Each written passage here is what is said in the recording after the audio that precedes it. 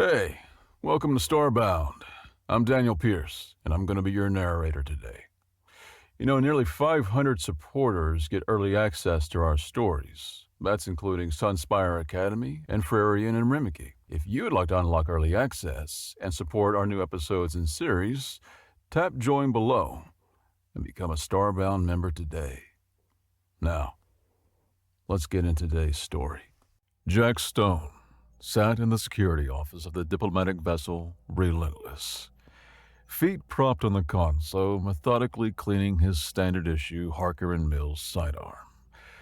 The familiar routine was soothing, meditative in its own way, though he had never used that particular word around the ship's current guest. The security feeds displayed on his monitor showed the usual activity. Engineering crews performing maintenance, off-duty personnel in the rec areas, and the 7 Merble delegates gliding through the hydroponics bay, trailing their ridiculous ceremonial robes behind them like they owned the place. Stone suppressed a snort as he watched the aliens pause to examine the strawberry plant with exaggerated fascination, their thin, elongated fingers gesturing grandly as they spoke. Even through the surveillance feed, their self-importance was palpable. Observance of primitive cultivation techniques, Stone muttered in a mocking falsetto, mimicking high Cerebet Pilto's nasal tone. How quaint these humans still grow actual plants instead of synthesizing perfect nutritional compounds. He slid the clean barrel back into place with a satisfying click and began reassembling the rest of the weapon. 22 years in Earth Coalition Special Forces, 4 combat tours on 3 different planets, and this was his reward. Babysitting a delegation of spindly aliens who thought meditation was a suitable replacement for actual combat training. His console chimed with an incoming message. Captain Scylla's face appeared on screen, her expression professionally neutral. Chief Stone? Just a reminder about tonight's cultural exchange. The Merble delegation is expecting movie night at 1900 hours in Recreation Room 3. Stone suppressed a groan. Copy that, Captain. I've got the entertainment selection ready to go. What did you pick? Scylla asked, a hint of wariness in her voice. Stone allowed himself a small grin. A classic from Earth's cinematic golden age. Don't worry, Captain. Nothing that violates any diplomatic protocols. Scylla studied him for a moment, clearly uncertain whether to press for details. Very well. Just remember that the Merbles are our honored guests, and this mission is vital to establishing trade relations. Stone finished for her. I've memorized the briefing, Captain. After Scylla signed off, Stone holstered his weapon and glanced at his watch. 3 hours until showtime.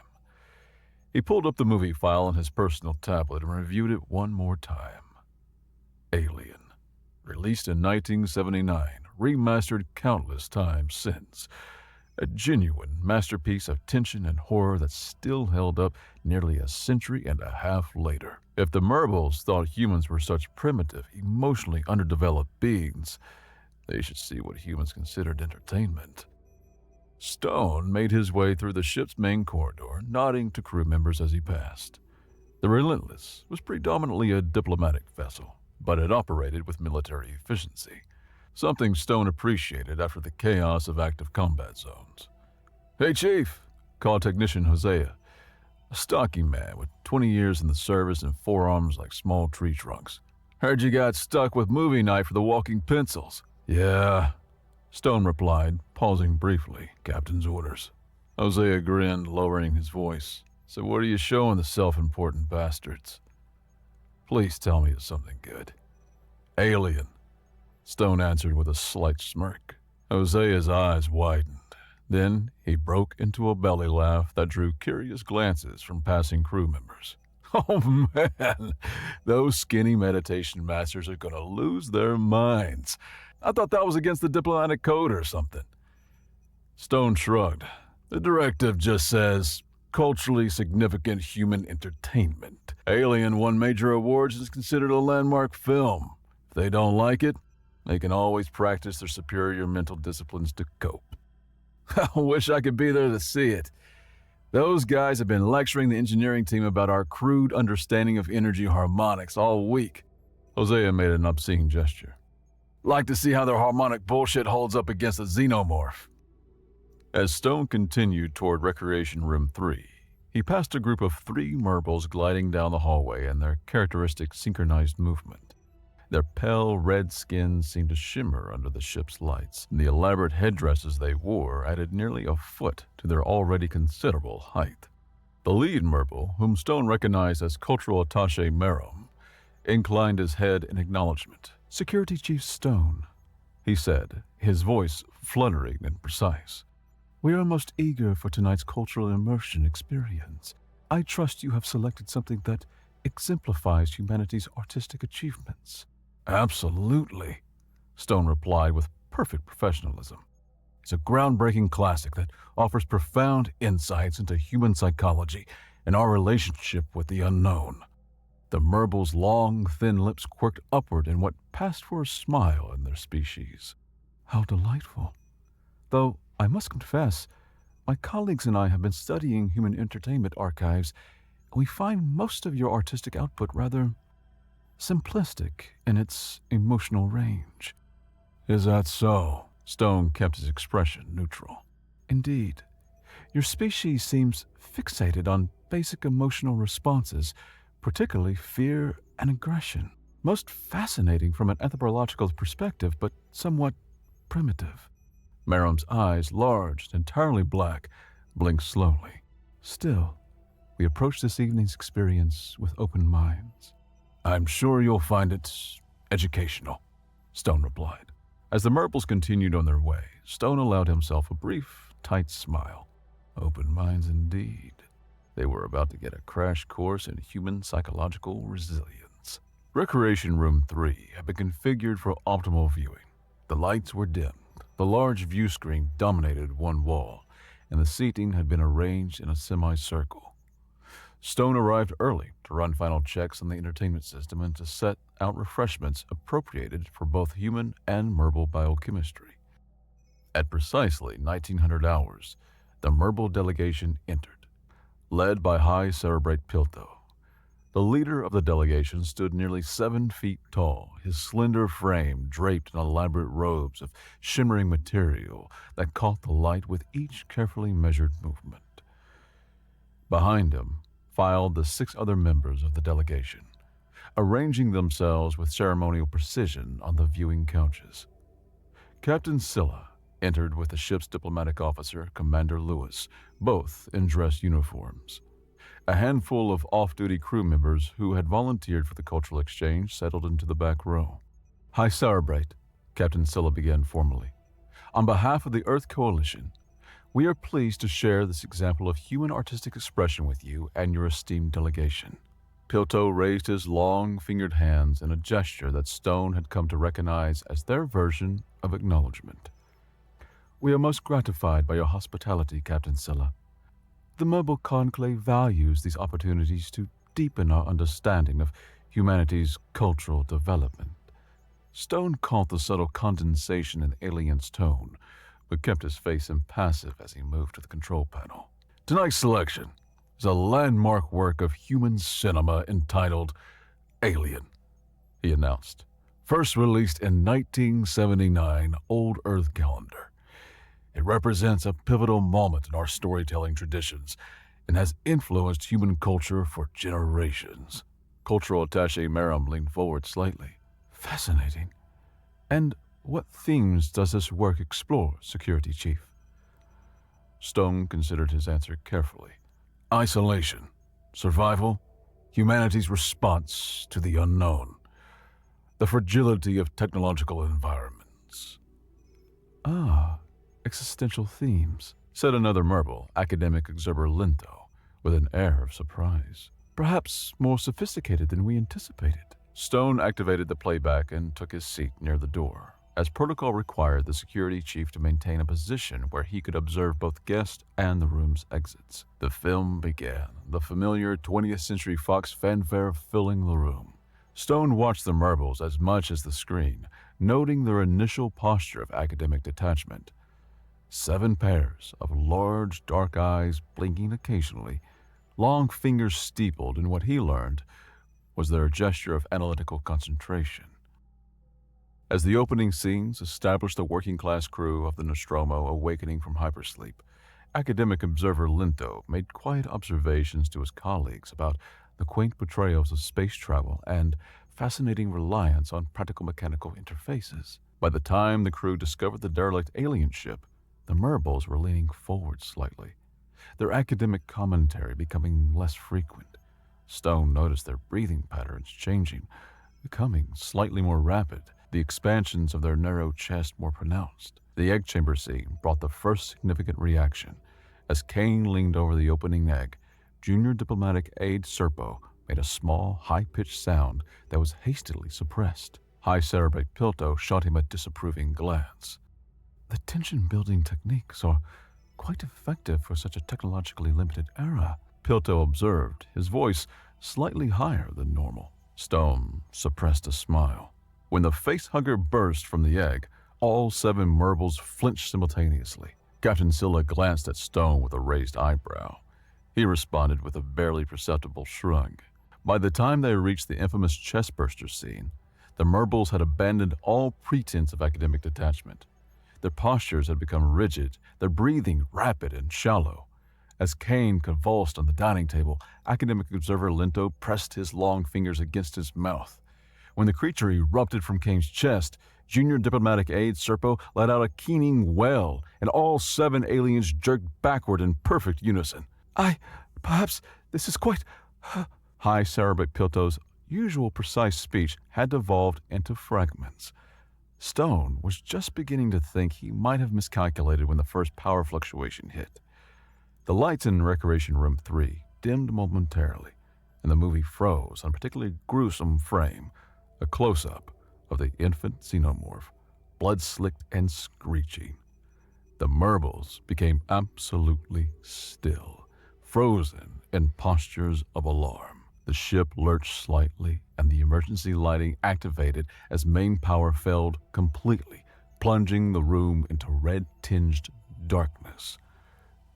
In the sudden silence, Stone could hear the Merbles' breathing, rapid, shallow, and increasingly distressed. The Junior Diplomatic Aide Serpo let out a piercing shriek. "The Devourer is among us!" he wailed, leaping to his feet so violently that he overturned the viewing couch. This triggered a cascade reaction. Within seconds, all 7 Merbles were in various states of panic, screaming, keening, some frozen in postures of terror, while others scrambled frantically in the dim red emergency lighting. "Silence!" Stone bellowed, using his combat-hardened voice of command. The human crew members fell instantly quiet, but the Merbles seemed beyond reason.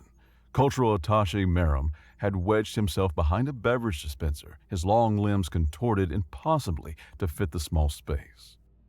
Academic observer Linto was attempting to pry open a wall panel with his fingers, drawing blue blood as his nails broke against the metal. "We're gonna die!" wailed another Merble, Trade Representative Polry, as he scrabbled at the door controls. "It's hunting us even now!"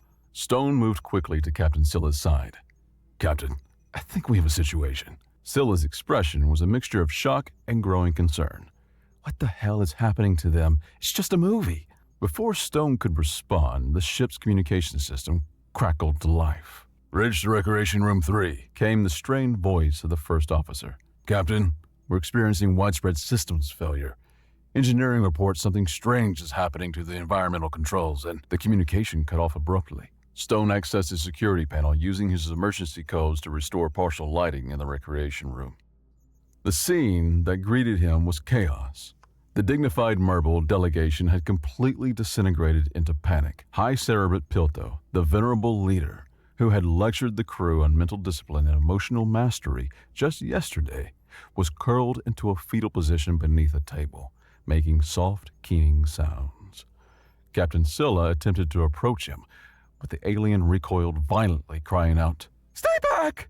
I can see its shadow within you." Stone crossed the room in 3 quick strides and grabbed Pilto by his ceremonial robes, hauling him upright. "High Cerebrate," he said firmly. "Listen to me. It was a movie. fiction. There is no hostile alien creature on this ship." Pilto's large black eyes were unfocused, darting frantically around the room. "The hunting has begun," he whispered, "just as in your entertainment. First the lights, then the isolation, then the devouring." A shudder ran through his slender frame. Stone gave him a small shake. "Get a hold of yourself. We're experiencing a technical malfunction. I need you to help calm your people so we can address the situation." Something in Stone's tone seemed to reach Pilto. The alien blinked rapidly, and some clarity returned to his gaze. You don't understand," he said, his voice trembling. "The film triggered a defensive response." "What defensive response?" Stone demanded. "When Murbles experience extreme fear or psychological distress, our bodies release spores, a biological defense mechanism from our evolutionary past. The spores cause disorientation and hallucinations." Pilto's voice dropped to a whisper. "The current concentration is now high enough that even humans will be affected. I'm so sorry." With that, the High Cerebrate's eyes rolled back, and he collapsed into a heap of quivering limbs and ceremonial robes, muttering about the darkness between the stars, the darkness between the stars. Stone swore underneath his breath. He was already beginning to notice subtle changes in his perception. Shadows that seemed to move at the corners of his vision, the ship's normal background sounds distorting into something more sinister. He accessed his emergency kit and retrieved his rebreather mask, checking the filtration timer. 30 minutes at standard operation. Not long, but it would have to do. "Captain," he called to Scylla, who was attempting to reason with cultural attaché Miriam. "We've got a biochemical situation. The Murbles are releasing hallucinogenic spores as some kind of fear response. We need to get to engineering and restart the environmental scrubbers before the entire crew is affected." Scylla's eyes widened as she processed this information. That explains the system's failures. The spores must be interfering with the environmental sensors. She glanced around at the chaos of the terrified aliens. "What about them?"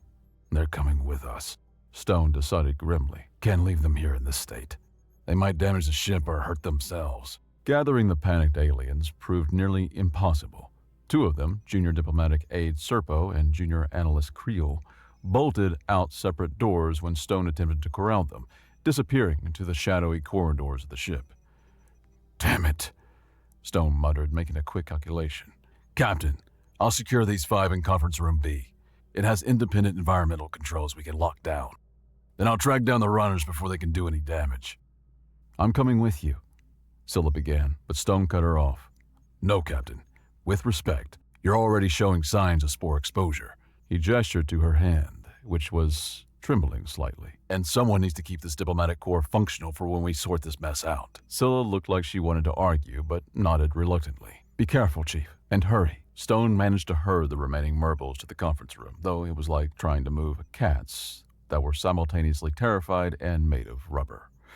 The aliens alternated between rigidity and frantic scrambling, all while making high-pitched sounds of distress that were beginning to give Stone a headache. Once they were secured, he checked his rebreather timer, 20 minutes remaining, and set out to find the 2 missing Murbles.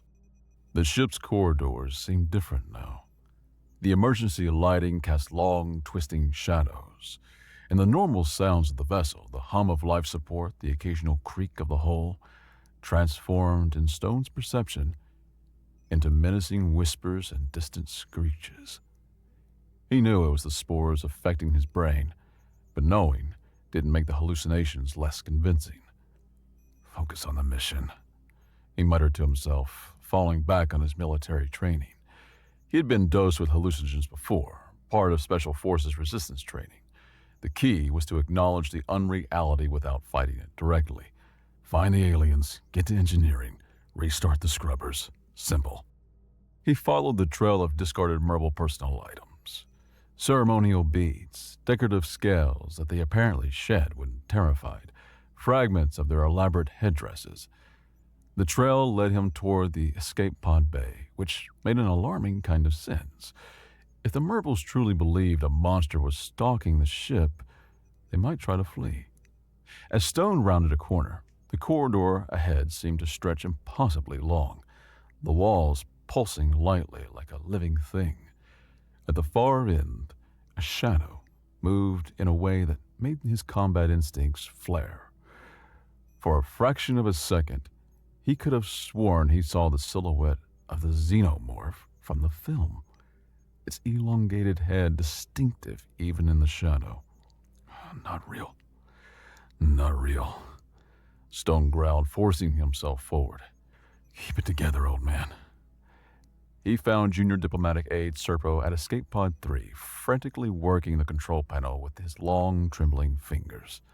The Merble was muttering rapidly in his native language, occasionally switching to English with phrases like, "The only way out," and "better the void than the devourer." "Serpo," Stone called, approaching cautiously. "Step away from the controls." The Merble whirled, his normal pale red skin now almost white with terror. When he saw Stone, his large eyes widened even further, and he pressed himself against the escape pod hatch. "Stay back!" he shrieked. "I can see it inside you. The darkness moves beneath your skin." Stone realized the Merble was hallucinating, seeing him as the creature or somehow infected by it. He raised his hands slowly. "I'm not what you think. I'm here to help." "Lies!" Serpo's hands moved to his waist, drawing a ceremonial dagger that Stone had assumed was merely decorative. The blade caught the red emergency lighting, reflecting it with an ominous gleam. "The Devourer speaks with many voices." Stone assessed the situation rapidly. The Merble was armed, terrified, and hallucinating. Reasoning might be impossible, but he had to try. Injuring a diplomatic delegate would cause an interstellar incident. "Serpo, listen to me. You're experiencing a hallucination caused by your own biochemical defense system. The movie triggered a fear response in you and your colleagues, releasing spores into the ship's air." "More lies!" Serpo lunged suddenly, the blade slashing towards Stone's midsection. Stone sidestepped with the practiced ease of a combat veteran, but the confined space of the escape pod bay limited his movement. Serpo's blade caught his uniform sleeve, slicing through the fabric and into the flesh of his forearm. He felt the sting of warm wetness and blood, but pushed the sensation aside. "Don't make me hurt you, delegate," Stone warned, shifting into a defensive stance. Serpo attacked again with surprising speed and ferocity for such a typically reserved being. Stone blocked the strike and attempted to disarm him, but the Merble's panic gave him unnatural strength. They grappled briefly, Serpo's slender frame belying a wiry power. "Enough!" Stone grunted as the Merble's blade slashed dangerously close to his throat. He drew his sidearm and fired on the stun setting. The energy pulse struck Serpo mid-lunge, and the Merble collapsed in a heap of ceremonial robes. Stone checked his pulse, steady if rapid, and hoisted the unconscious alien over his shoulder. The cut on his arm throbbed, but a quick inspection showed it was superficial. He's had worse shaving. He glanced at the rebreather timer. 10 minutes remaining. 1 down, 1 to go. Then engineering. The return trip to Conference Room B seemed even longer, the ship's corridors warping and distorting around him. Twice, he had to pause and reorient himself as his perception of direction became scrambled. His burden felt increasingly heavy, though he knew Serpo couldn't weigh more than 140 pounds. When he finally reached the conference room, he was greeted by silence. Stone pressed the intercom button. "Captain Scylla, it's Stone. I've got Serpo. Opening the door now." No response. Stone used his security override to unseal the door. It slid open to reveal a scene of improvised fortification. The conference table had been overturned to form a barricade, behind which huddled the 5 Merbles and Captain Scylla. They'd fashioned crude weapons from broken chair parts and other fixtures. High Cerebrate Pilto rose slowly from behind the barricade, his normally imperious posture replaced by a crouched defensive stance. "Security Chief," he said, his voice unsteady but more controlled than before. "We weren't certain it was you. Some of us saw something else approaching." Stone laid the unconscious Serpo on the floor just inside the doorway. "He'll be fine. Stunned him when he came at me with that ceremonial knife of his." He touched his bleeding arm. "Nearly got me, too." Scylla emerged from the barricade, her expression a mixture of relief and strain.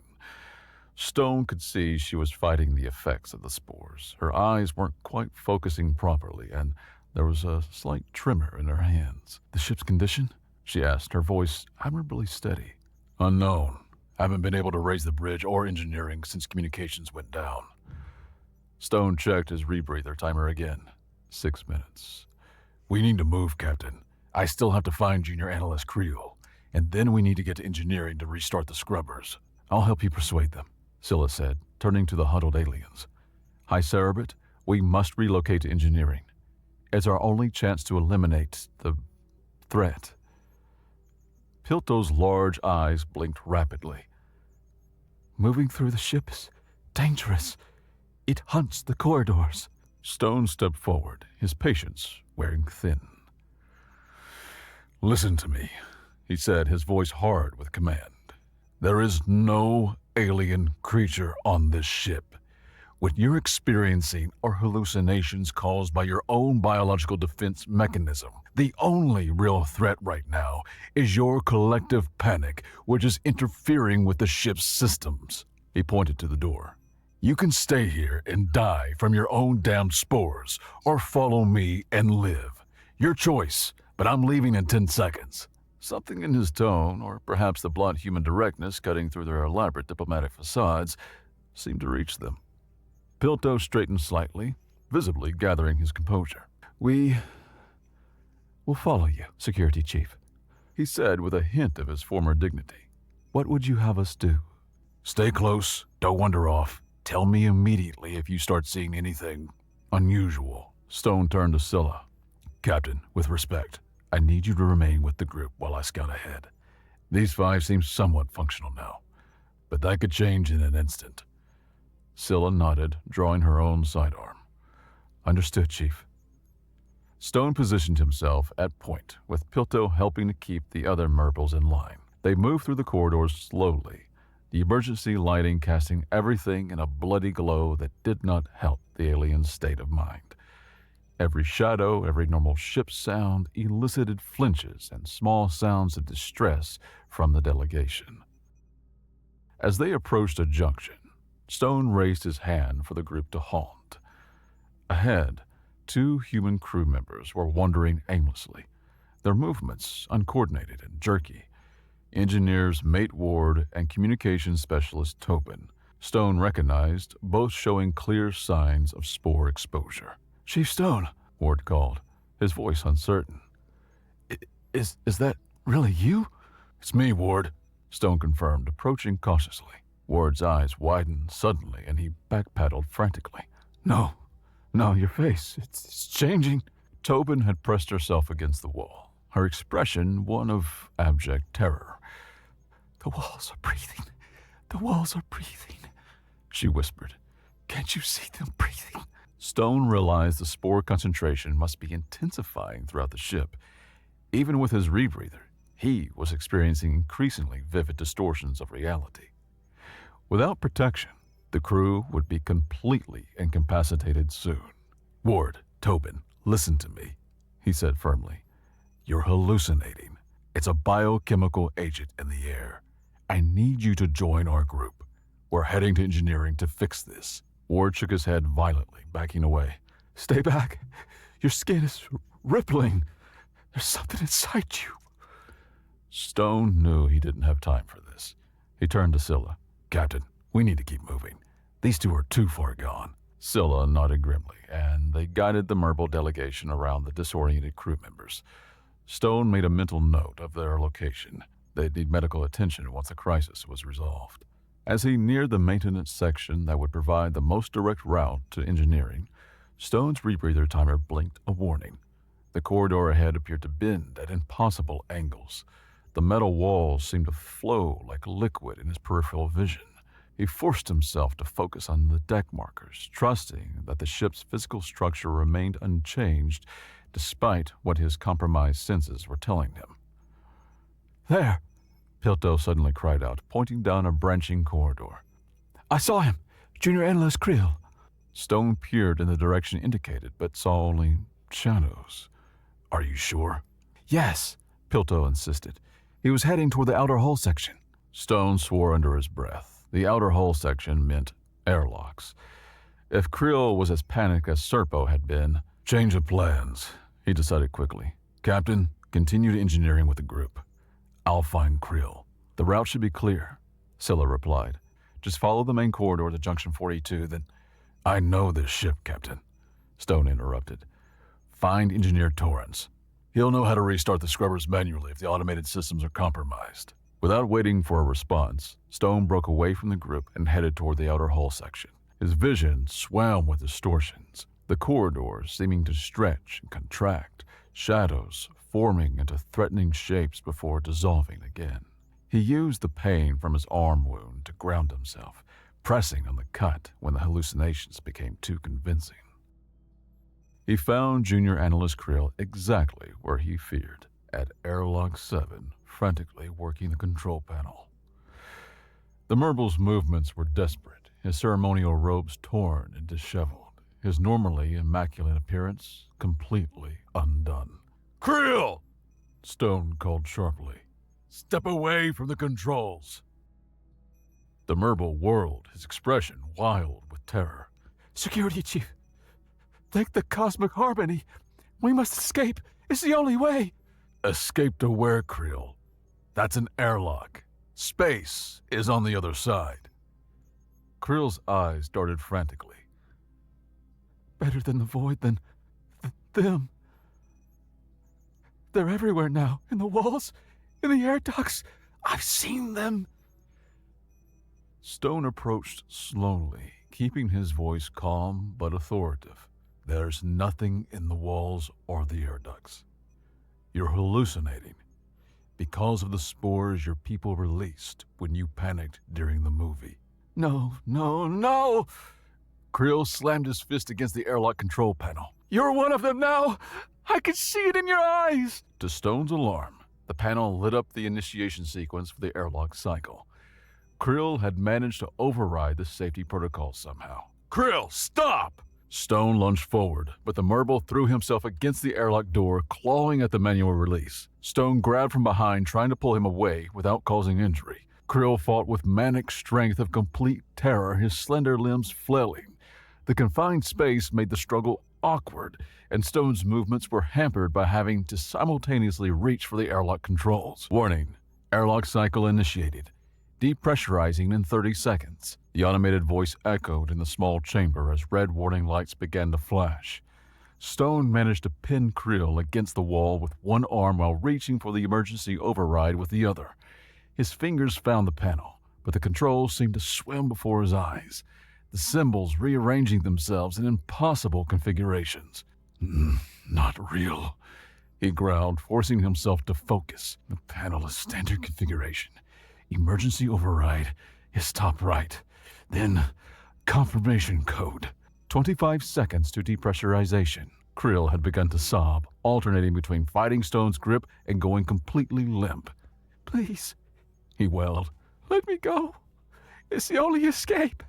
Don't you understand? They'll consume us from within. 20 seconds to depressurization. Stone's fingers found the override button, but the confirmation keypad seemed to ripple and distort. He forced himself to visualize the standard layout, muscle memory taking over where compromised vision failed. 15 seconds to depressurization. Alpha 77 Delta 96, Stone muttered as he input the security code. 10 seconds to depressurization. The panel beeped, but the countdown continued. Invalid code. Stone swore, realizing the spores were affecting his fine motor control more than he had thought. 5 seconds to depressurization. Alpha 77 Delta 96, he repeated, punching in each character with deliberate precision. Airlock cycle aborted. Safety protocols reinstated. The warning lights ceased, and the normal lighting returned. Stone sagged against the wall, still keeping a firm grip on Creel, who had collapsed into helpless sobs. You've doomed us. You've doomed us, the Merble whimpered. It will find us now. What would have found you in the vacuum of space is death, you idiot. Stone snapped, his patience finally exhausted. He checked his rebreather timer. The filter was degrading faster than expected. It might as well be running on fumes. Stone hauled Creel to his feet. We're going to engineering. Walk or I carry you. Your choice. Krill nodded weakly, all resistance gone. Stone took him by the arm and began leading him through the corridors, which were now warping and distorting alarmingly in his perception. The walls seemed to breathe, the metal plates rippling like muscle beneath skin. Shadows darted at the corners of his vision, taking on forms that his brain recognized from the movie. Elongated heads, skeletal limbs, glistening teeth. His rebreather emitted a warning tone. The filter indicator was flashing red. The spore concentration was overwhelming the system. He felt the first direct effect seep into his consciousness. A tightening of his chest, a metallic taste in his mouth. Sounds becoming muffled and distant. Almost there, he muttered, more to himself than to Krill. One foot in front of the other, Marine. They reached a junction where Stone knew they should turn left toward engineering, but the corridor in that direction appeared to stretch impossibly, twisting into darkness. To his right, the passage seemed to pulse with red light, the shadows writhing against the walls. Not real, Stone reminded himself harshly. Left to engineering. That's real. He forced himself forward, dragging the near catatonic Krill with him. Each step became an act of will as the hallucinations intensified. The deck seemed to shift beneath his feet, sometimes seeming solid, other times appearing as a transparent membrane over the void of space. His rebreather failed with a final electronic chirp, valiantly having held out for longer than it was rated for. The full force of the hallucinogenic spores hit Stone's system like a brick through glass.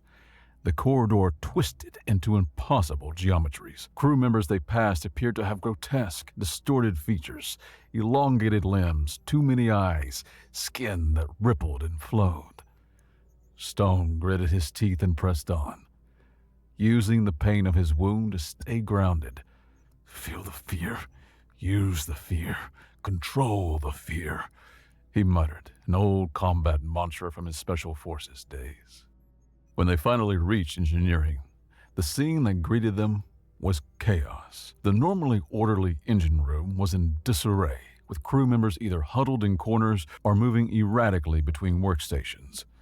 The main control interfaces flickered with warning signals, and the ambient temperature had dropped noticeably. Stone spotted Captain Scylla and the Merble delegation near the environmental control station. Engineer Torrance was with them, his hands moving over the controls with what appeared to be purpose, though his movements were jerky and uncertain. "Captain," Stone called, his voice sounding distant and distorted in his own ears. Scylla turned, her expression showing momentary relief before shifting to alarm. "Chief, your eyes." Stone didn't waste time wondering what she was seeing. He handed over the semi-conscious Krill to Cultural Attaché Merrim. "What's our status?" Torrance looked up from the console, his face pale and gleaming with sweat. "Life support is failing, Chief. Temperature dropping, oxygen levels decreasing. The spores have gummed up the filtration systems." He gestured to a display that Stone could barely focus on. "We've got maybe 20 minutes before critical systems are compromised beyond recovery." Stone nodded, trying to process the information through his increasingly compromised cognition. "Can you restart the scrubbers manually?" "Working on it," Torrance replied, turning back to the controls. "But the main processors are glitching. We keep losing the command sequence." Stone glanced around, suddenly realizing something was wrong. "Where's High Cerebrate Pilto?" Captain Scylla's expression changed to one of concern.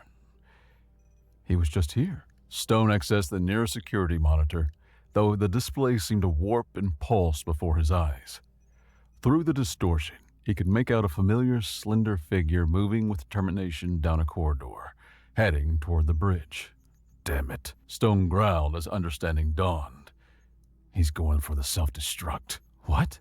Scylla's voice was sharp with alarm. "He thinks it's the only way to kill the infestation," Stone explained grimly. "Captain, you need to stay here and help Torrance get those scrubbers online. I'll handle Pilto." Without waiting for a response, Stone turned and sprinted from engineering, forcing his increasingly unreliable body to obey his commands. The corridors had become a nightmare landscape of shifting shadows and impossible geometries. The deck seemed to undulate beneath his feet as if made of meat, walls breathing in and out like lungs. His special forces training became his lifeline. When vision couldn't be trusted, rely on other senses. When all senses betrayed you, rely on memory and training. He navigated by counting junctions and doorways, trusting his knowledge of the ship over what his eyes were showing him. The trip to the bridge became a gauntlet. Shadows coalesced into xenomorph-like forms that lunged at him from wall junctions. The overhead lights appeared to drip like liquid, forming glistening pools on the deck that his logical mind knew weren't real, but that his compromised senses insisted he must avoid stepping in. His own heartbeat thundered in his ears, occasionally syncing with the rhythmic groaning of the ship's hull to create the illusion of some massive creature breathing just beyond the bulkheads. Off-duty crew he passed appeared as grotesque parodies of themselves, their features melting and reforming in ways that his brain interpreted as threatening. "Not real," became Stone's mantra, repeated with each labored breath. "Mission is real. Ship is real. Threat is real." When he finally reached the bridge, he found the doors sealed. Through the viewing window, he could see High Cerebrate Pilto hunched over the captain's console, his long fingers dancing across the controls with frantic purpose. The other bridge officers were either unconscious at their stations or huddled in corners, completely incapacitated by the spores. Stone tried his security override, but the door remained sealed. Pilto had magnetized it from the inside, a security feature designed to protect the bridge during boarding actions. The manual override required moving an access panel and manually disconnecting the magnetic seal, a process requiring fine motor control that Stone wasn't sure he still possessed. He wrenched the panel open, revealing a complex array of circuits and controls that seemed to shift and rearrange themselves before his eyes. He blinked hard, trying to force his vision to stabilize. "Standard configuration," he told himself. 3 red leads connect to the primary magnetic coupling. Disconnect those, and the emergency mechanical release will engage. His fingers, normally steady, even in combat situations, trembled as he reached for the wiring. The circuitry seemed to writhe like snakes pulling away from his grasp. Stone gritted his teeth and forced himself to move purely by muscle memory, shutting out the hallucinatory input from his eyes. Inside the bridge, Pilto had activated the first stage of the self-destruct sequence. Warning lights began to flash, and an automated voice announced, "Self-destruct sequence initiated. Authorization required for Stage 2. Stone yanked the final wire free, and the magnetic seal disengaged with an audible clunk. He slammed his fist against the emergency release, and the bridge door slid open. Pilto whirled at the sound, his large eyes widening in terror. In his compromised state, he clearly wasn't seeing Stone as human. "The Devourer comes!" he shrieked, backing away from the console. Stone advanced slowly, hands raised. "Pilto, it's Security Chief Stone. You're hallucinating. Step away from the console." "Your lies mean nothing, creature of darkness." Pilto snatched up a piece of broken equipment from the floor, brandishing it like a weapon. "I see your true form." Stone realized reasoning was pointless. The High Cerebrate was too far gone. He needed to subdue him quickly before he could complete the self-destruct sequence. Pilto lunged suddenly, showing surprising speed and coordination despite his compromised mental state. The improvised weapon, a broken data tablet, slashed toward Stone's face. Stone dodged, but his own perception was so distorted that he misguided the distance and the jagged edge caught his cheek, opening a shallow cut. Stone could have ended the confrontation quickly with his sidearm, but stunning a high-ranking diplomatic official would have serious repercussions even in these circumstances. He circled cautiously, looking for an opening to subdue Pilto non-lethally. The bridge seemed to warp around them, the walls pulsing, the floor rippling like liquid. Stone forced himself to focus solely on Pilto's movements, tuning out the hallucinatory distortions as much as possible. Stage 2 authorization required. Please enter command code, the ship's computer announced. Pilto glanced back at the console. clearly torn between engaging Stone and completing the self-destruct sequence. Stone seized the momentary distraction to lunge forward, but his compromised depth perception betrayed him and he stumbled. Piltow took advantage, slashing again with his makeshift weapon, opening another cut on Stone's arm. As they circled each other, an idea formed in Stone's mind. If logic couldn't reach Piltow, perhaps the alien's own delusions could. Stone straightened to his full height and deliberately changed his stance, abandoning his defensive posture for something more predatory. He bared his teeth and made a low, hissing sound in the back of his throat. Piltow's reaction was immediate and dramatic. The Merble backpedaled frantically, true terror replacing the manic energy that had driven him. "A transformation!" he gasped. "It reveals itself!" Stone advanced slowly, maintaining the predatory stance and adding a fluid, stalking quality to his movement that deliberately mimicked the xenomorph from the film. He hissed again, louder this time, and extended his arms in a threatening gesture. Piltow screamed and collapsed to the deck, curling into a protective ball. "Mercy! Mercy!" Stone moved swiftly to the console, canceling the self-destruct sequence with his command code. The warning light ceased, and the computer announced, "Self-destruct sequence aborted." With the immediate threat neutralized, Stone secured Piltow with restraints from the emergency kit, being careful not to injure the terrified alien. Once that was done, he accessed the communication system, relieved to find it partially functional. "Bridge to engineering," he called, his voice rough from exertion. After a moment of static, Torrance's voice came through. "Engineering here. Stone, is that you?" "Affirmative. I've neutralized the threat on the bridge. Status report." "We've managed to activate the emergency environmental purge," Torrance replied, sounding exhausted but relieved. "The scrubbers are coming online section by section. It'll take time, but we're seeing decreased spore concentrations in critical areas already." "Good work," Stone acknowledged. "Keep at it. I'll secure the bridge and await further instructions." As he signed off, Stone slumped into the captain's chair, suddenly aware of his exhaustion.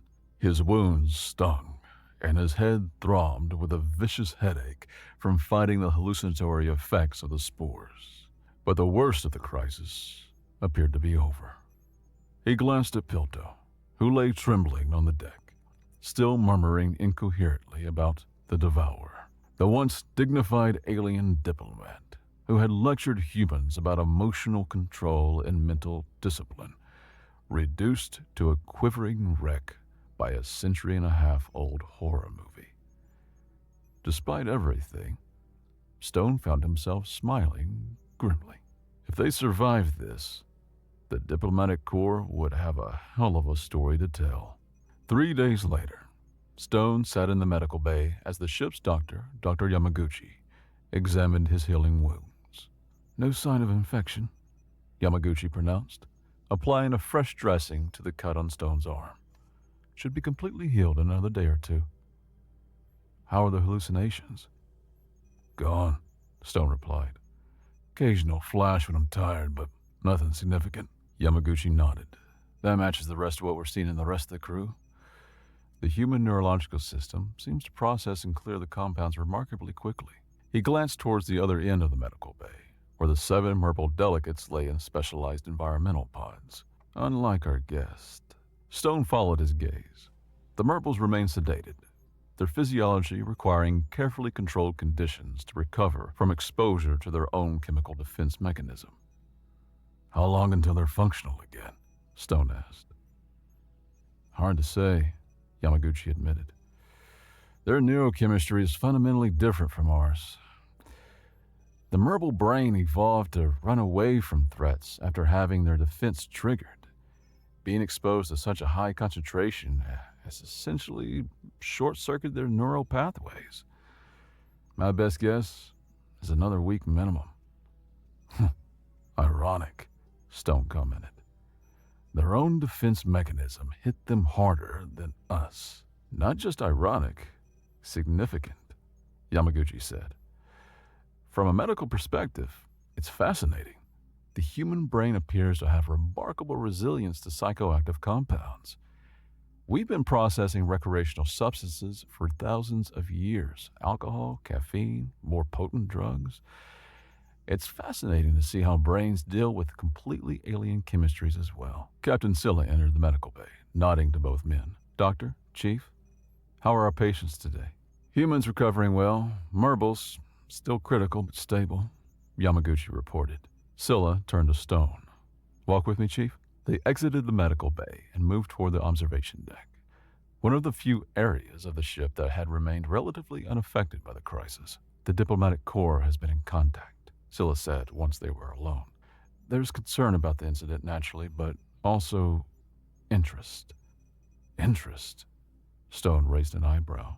In human psychological resilience, Scylla clarified. The fact that our crew recovered so quickly from a neurotox that incapacitated its creators has raised some eyebrows, as has our ability to voluntarily expose ourselves to fear-inducing entertainment without adverse effects. Stone snorted. So we're not such primitive emotional beings after all. Apparently not. Scylla's lips curved into a slight smile. In fact, there's talk of revising some of the psychological assessments in the diplomatic profiles. The Merble conclave has been rather dismissive of human mental fortitude in past interactions. Glad to have updated their files, Stone said dryly. They reached the observation deck with its sweeping views of stars. The Relentless had remained in orbit around Outpost Gamma, while repairs continued and the diplomatic situation was resolved. I should reprimand you for your choice of entertainment, Scylla said after a moment of silence. It very nearly caused an interstellar incident. Yes, Captain. But I won't, she continued, because the diplomatic corps needs to understand this aspect of human psychology. Our ability to voluntarily engage with fear and horror as entertainment, process it, and emerge unaffected.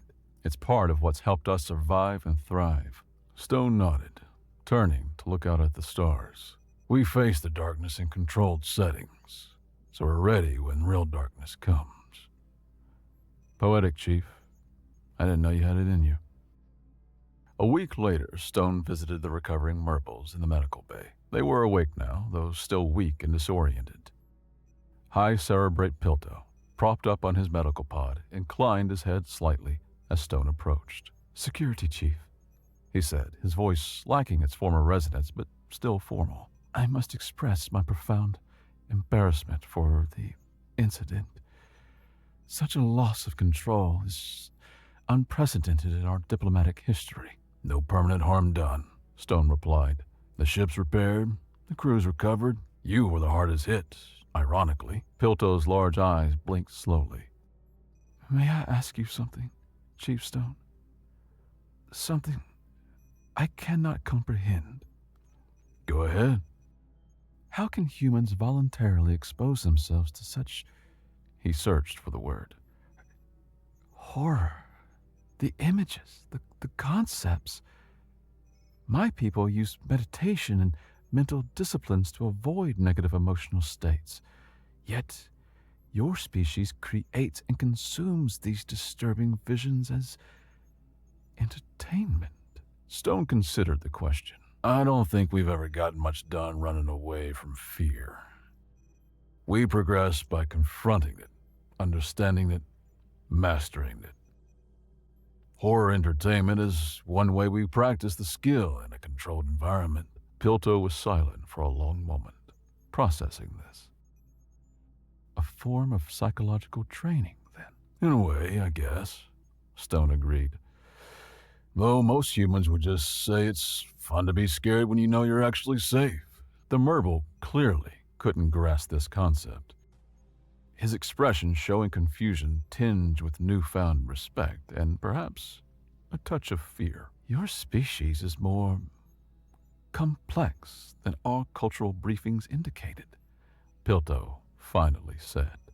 Yeah, we get that a lot, Stone replied with a slight smile. Back in his security office, Stone filed his final incident report, including a formal request for hazard pay due to unexpected psychological warfare deployment. His console pinged with a message from Captain Scylla regarding the next cultural exchange event. The Merble delegation had requested something more suitable to interspecies entertainment. Stone grinned as he saw the approved selection. The Sound of Music. In a final moment of dark humor, he muttered to himself, "Wait till they see the Nazis."